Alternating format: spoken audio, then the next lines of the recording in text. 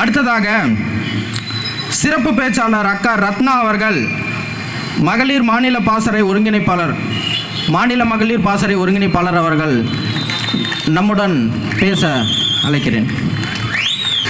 உடலினை உறுதி செய், அறிவை விரிவாக்கு, கொள்கை வகுத்து நில், கூடி செயல் செய்ய பழகு, நாம் தமிழர். அதாவது நான் கையில் ஒரு பேப்பர் கொண்டு வந்திருக்கேன். இது எதுக்கு அப்படின்னா, விட்டடிக்கிறதுக்கு இல்லை. இந்த சமூகத்தில் நிறைய பிரச்சனைகள் இருக்குது. அந்த பிரச்சனைகள் அனைத்தையும் பேசுவதற்கு இந்த ஒரு மேடை பத்தாது. தம்பிகள் வேற மிக குறைவான நேரம் தான் நமக்கு கொடுத்துருக்காங்க. அதனால மிக முக்கியமாக என்னென்ன கருத்துக்களை பேசணும் என்பதற்காக ஒரு குறிப்பு எடுத்துகிட்டு வந்திருக்கேன். அதற்கானது தான். ரொம்ப அருமையாக தங்கை சௌமியா அவர்கள் தமிழனுடைய வரலாறை ஏன் படிக்க விடாமல் இந்த அரசாங்கங்கள் பண்ணுது அப்படின்றத ரொம்ப தெளிவாக அருமையாக சொன்னாங்க. அவர்களுக்கு எனது வாழ்த்துக்கள்.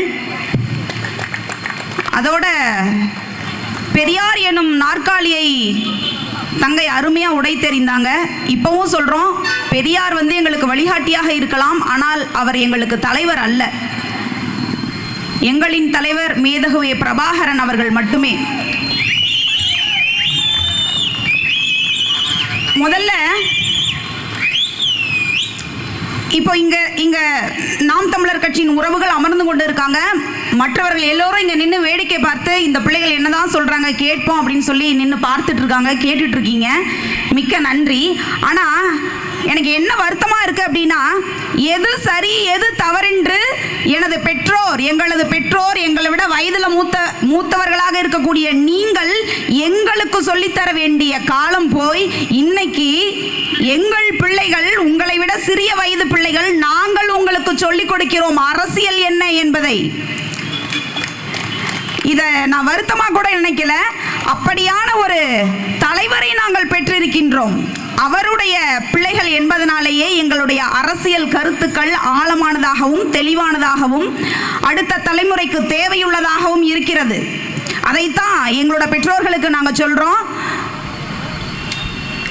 இப்போ வருகின்ற ஏப்ரல் 19 பாராளுமன்ற தேர்தல் நடக்க இருக்கு. இதில் நீங்கள் பல பேர் குழப்பத்தில் இருப்பீங்க. நம்ம யாருக்கு வாக்கு செலுத்தலாம், யார் சரியானவர்களாக இருப்பாங்க, யாருக்கு வாக்கு செலுத்தலான்ற ஒரு குழப்ப நிலையில் இருப்பீங்க. நாங்கள் எங்களுக்கு வாக்கு செலுத்துங்கன்னு கூட கேட்கல. யார் சரியானவர்கள் என்பதை நீங்கள் புரிந்து கொள்ள வேண்டும் என்பதற்கான ஒரு அரசியல் பொதுக்கூட்டமாக, ஒரு அரசியல் பாடம் உங்களுக்கு எடுக்க போகிற ஒரு பொதுக்கூட்டமாக இது இருக்கு அப்படின்னு நான் சொல்றேன்.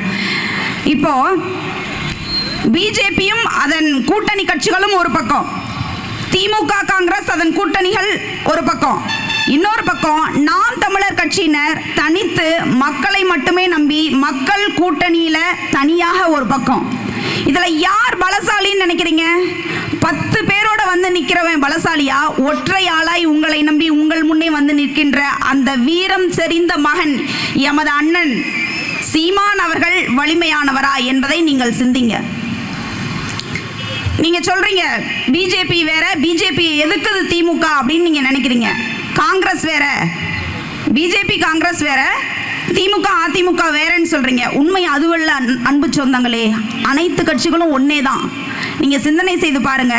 பிஜேபியும் காங்கிரஸும் ஒண்ணுதான். ஏன்னா மக்கள் விரோதமாக இருக்கக்கூடிய அத்தனை சட்டங்களையும், அதாவது CAA, NRC, அடுத்தது ஹைட்ரோ கார்பன், நியூட்ரினோ திட்டம், புதிய கல்விக் கொள்கை, இவை எல்லாவற்றையும் தொடங்கி வைத்தது காங்கிரஸ்.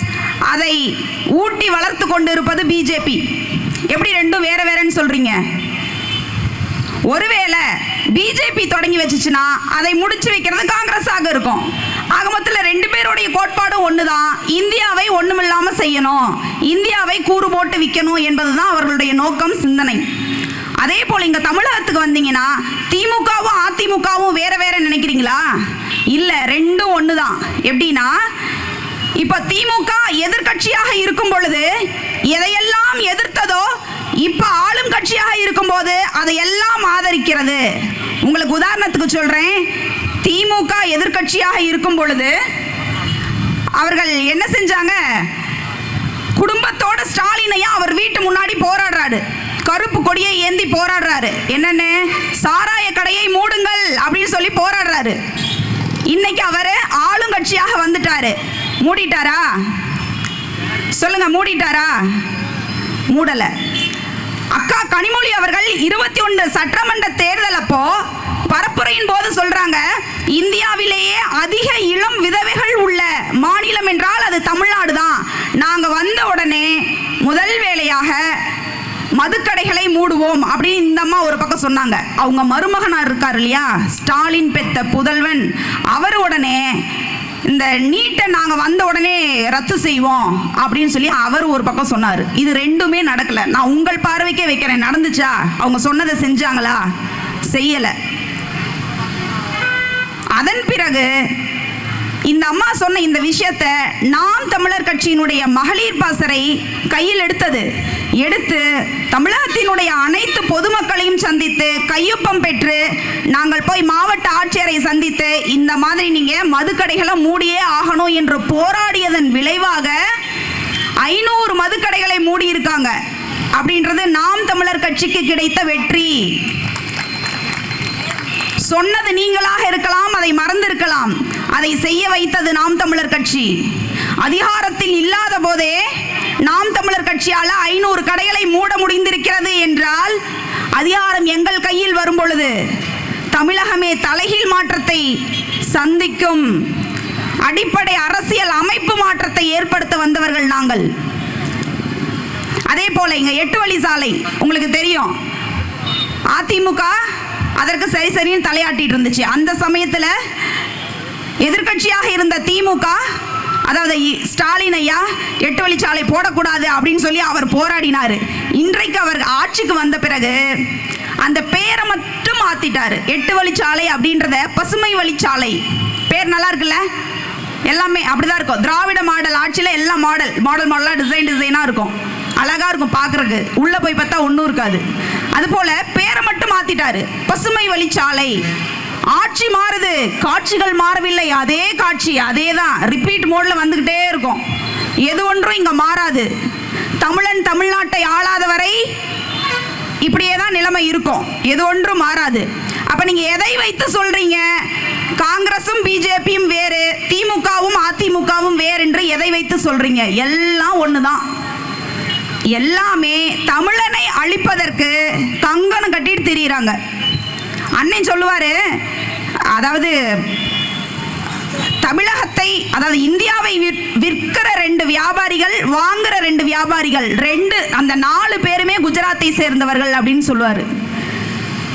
அமித்ஷாவும் மோடியும் இந்தியாவை விற்கிறாங்க, அம்பானியும் அதானியும் இந்தியாவை வாங்குறாங்க. 4 பேருமே குஜராத்திஸ்.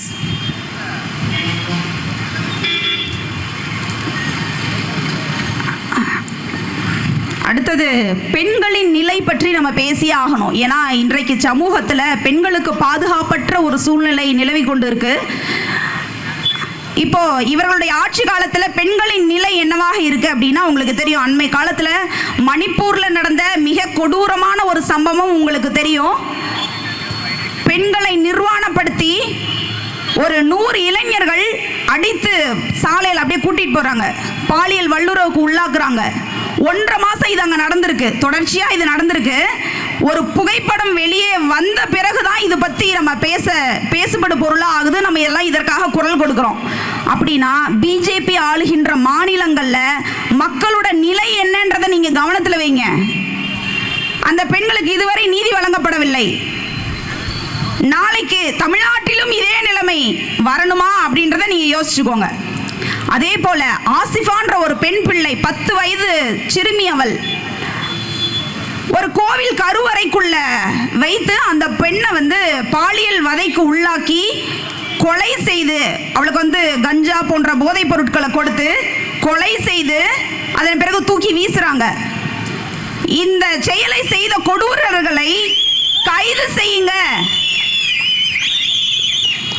வணக்கம். இந்த செயலை செய்த கொடூரர்களை கைது செய்யுங்க அப்படின்னு சொல்லி மக்கள் ஒரு பக்கம் போராடுனா, இந்த பிஜேபி சங்கீஸ் என்ன செய்றாங்க? தேசிய கொடியை எடுத்துக்கொண்டு போய் பாரத் மாதா கி ஜெய் என்று சொல்லி அந்த குற்றவாளிகளை விடுதலை செய்ய சொல்லி போராட்டத்தில் உட்கார்றான். இந்த நிலை நாளைக்கு தமிழகத்துக்கு வேணுமா?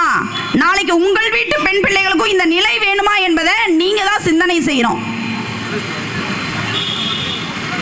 ஆக மொத்தத்தில் பெண்களுக்கு எந்த சூழ்நிலையிலும் பாதுகாப்பு இல்லாத ஒரு சமூகமாக இன்றைக்கு இந்தியா மாறிக்கொண்டிருக்கிறது. இப்ப கொஞ்ச நாளுக்கு முன்னாடி ஜார்க்கண்ட் மாநிலத்தில் ஒரு கணவன் மனைவி வெளிநாட்டை சேர்ந்த, அதாவது ஸ்பெயின் நாட்டை சேர்ந்த கணவன் மனைவி இங்க சுற்றுலா வராங்க. அந்த பெண்ணை அந்த கணவன் முன்னாடியே கற்பழிப்பு செய்யறான். ஒரு சங்கி கூட்டம் கற்பழிப்பு செய்தான். அந்த அம்மா இங்கிருந்து உயிர் தப்பி போயிட்டு அவங்க அதன் பிறகு ஒரு காணொளி அனுப்புறாங்க. எனக்கு இந்த மாதிரி இந்தியாவில் ஏற்பட்டது, நான் வந்து ஆப்கானிஸ்தான் அங்க எங்கன்னு தீவிரவாதிகள் இருக்கிற இடங்கள்னு சொல்லக்கூடிய இடங்களுக்கு கூட நான் பத்திரமா போயிட்டு வந்துட்டேன். ஆனா இந்துத்துவவாதிகள் வாழக்கூடிய இந்து நாடு, பாதுகாப்பான நாடு அப்படின்னு சொல்லக்கூடிய இந்த இந்தியாவுக்கு என்னால பாதுகாப்பா போயிட்டு வர முடியல அப்படின்னு சொன்னது இந்தியாவுக்கே விழுந்த செருப்படி. இதே போல் ஆசிஃபா அவர்களுடைய தந்தையும் அதே செருப்படி பதிலை கொடுத்தார். செய்தியாளர்கள் கேட்குறாங்க, ஏங்க நீங்க ஊரெல்லாம் தேடி பார்த்தேன்னு சொன்னீங்களே, ஏங்க அந்த கோயிலில் தேடி பார்க்கல உங்க பிள்ளையா அப்படின்னு கேட்கும்போது அவர் சொல்றாரு, கோயில் என்பது இந்துக்களின் புனிதமான இடம் என்று நான் நினைத்தேன். அங்க இப்படியான ஒரு கொடூரம் நடந்து விடாது என்று நம்பினேன் அப்படின்னு அந்த இஸ்லாமிய தந்தை சொல்றாரு. ஆனால் இந்துக்கள் நாடு, இந்துக்களுக்கு நாங்க பாதுகாப்பு கொடுக்கிறோம்னு சொல்ற இந்த இந்தியாவில் யாருக்குமே பாதுகாப்பு இல்லை. முக்கியமா பெண் பிள்ளைகளுக்கு பாதுகாப்பே இல்லை. சரி, அங்கதான் அப்படி இருக்கு. இங்க தமிழ்நாட்டில் பொள்ளாச்சியில ஒரு பெண் அழுறா, கத்துறா, கதறா. ஒரு காணொளி நீங்க பார்த்திருப்பீங்க. ஐயோ அண்ணா அடிக்காதீங்க, வலிக்குது, நான் ட்ரெஸ்ஸை கழட்டிடுறேன்னு அழுதா. இதை எல்லோரும் கேட்டிருப்பீங்க. அந்த பிள்ளையை உங்கள் வீட்டு பிள்ளையாக நினைச்சு பாருங்க. உங்கள் பிள்ளை அந்த இடத்துல இருந்திருந்தா உங்களுடைய மனம் எப்படி பதபதைத்திருக்கும் என்று நினைத்து பாருங்கள். சரி, எதிர்கட்சியா இவர் இருந்தப்போ, இன்றைய ஸ்டாலின் அவர்கள் எதிர்கட்சியா இருந்தப்போ அதற்கு குரல் கொடுத்தார். சரி, வந்த பிறகு என்ன செஞ்சீங்க? ஒன்றும் நடக்காது. காட்சிகள் தான் மாறும், ஆட்சிகள் தான் மாறும், காட்சி மாறாது, அப்படியே தான் இருக்கும். அப்போ இந்த சமூகம் குற்ற சமூகமாக மாறிக்கொண்டு இருக்கு. எங்க பார்த்தாலும் கஞ்சா, போதைப் பொருள், இதெல்லாம் எப்படி அவ்வளவு எளிதாக போய் மக்களுக்கு, முக்கியமா படிக்கிற பிள்ளைகள் கையில் எப்படி செய்யறது என்றால் இதை விற்பவர்களே அவர்கள் தான். ஆளும் ஆட்சியாளர்கள் தான் இதை விற்று கொண்டு இருக்கிறார்கள். ஒரு காலத்துல பள்ளிக்கூடத்தை அரசாங்கம், அதாவது நம்மளுடைய தாத்தா காமராசர் இருந்த காலத்துல பள்ளிக்கூடத்தை அரசாங்கம் நடத்தியது. அங்கங்க பயந்து பயந்து சாராய கடைகளை யாராவது ஒரு தனியார், யாராவது ஒருத்தர் காய்ச்சி வித்துட்டு இருந்தான். ஆனா இன்னைக்கு அதிகாரப்பூர்வமா வந்து உட்கார்ந்துக்கிட்டு அரசாங்கமே சாராயத்தை விற்பனை செய்து பள்ளிக்கூடங்களை தனியார் நடத்தி கொண்டு இருக்கிறது. இது எவ்வளவு கேவலமான விஷயம். அதனால மக்கள் ரொம்ப கவனமா இருக்கணும். நீங்க வந்து போராட்டத்திற்கு வந்து நீங்க நிக்க தேவையில்லை. உங்களிடமே அதற்கான, நீங்கள் போராடுவதற்கான ஒரு கருவி உங்களிடமே வருது. அதுதான் இந்த ஏப்ரல் 19 வரக்கூடிய இந்த தேர்தல். இந்த தேர்தலில் நீங்க யாருக்கு வாக்கு செலுத்துறீங்கன்றதுல ரொம்ப கவனமா இருங்க. நீங்க மைக்கு சின்னத்துக்கு போடுங்கலாம் நான் சொல்லலை. இவ்வளோ நேரம் நான் சொன்னதெல்லாம் நீங்க கேட்டுட்டீங்க. பிஜேபியும் காங்கிரஸும் வேறு வேறு இல்லை, திமுகவும் அதிமுகவும் வேறு வேறு இல்லை என்பதை நான் உங்களுக்கு சொல்லியாச்சு. அப்ப தனியாக நிற்பவர் யாரு, அவர் சொல்ற கருத்துக்கள் சரியானதா என்பதை நீங்கள் தான் தீர்மானம் செய்யணும்.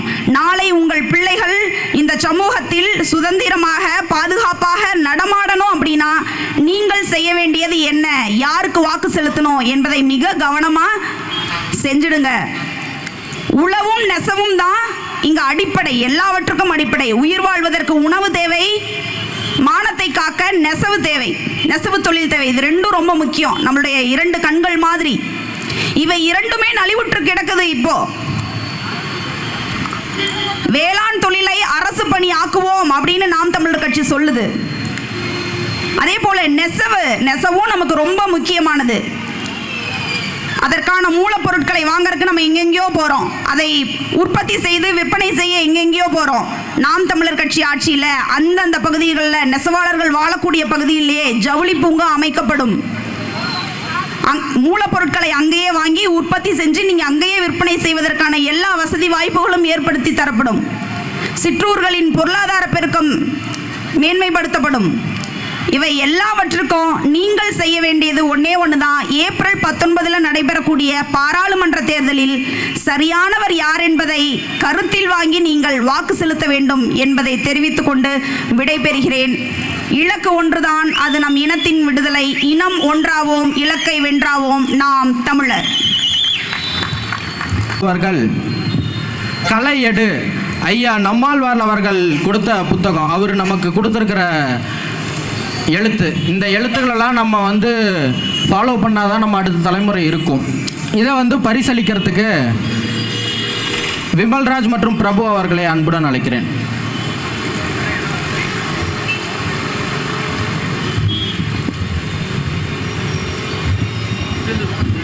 இல்லை